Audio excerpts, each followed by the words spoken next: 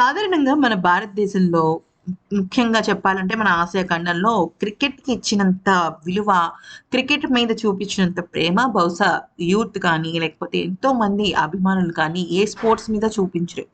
మనం చాలా సార్లు ధోని, కోహ్లీ, రోహిత్ వీళ్ళగా స్టార్ ఆటగాళ్ళ కాళ్ళ మీద అభిమానులు సడెన్‌గా వచ్చేసి కాళ్ళు మీద పడిపోవటం, లేదా వాళ్ళని దగ్గరగా హగ్ చేసుకోవటము, ఇవన్నీ కూడా జరుగుతూ ఉంటాయి కదా! అయితే ఈ కోవకు చెందిన ఆటగాడు మరొక ఆటగాడొచ్చాడు. అయితే ధోనియా, కోహ్లీయా, రోహిత్ అనుకుంటే మాత్రం పొరపాటే. అతను ఒక యువ ఆటగాడు. మరింకెవరో కాదు రుతురాజ్ గాయక్వాడ్. ఎందుకంటే వాళ్ళందరిని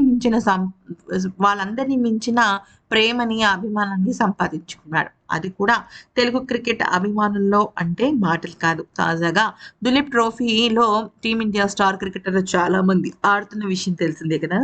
రిషబ్ పంత్, శుభ్మన్ గిల్, యశస్వి, శ్రేయస్, రుతురాజ్ వంటి ఎంతో మంది టోర్నీలో ఆడుతున్నారు.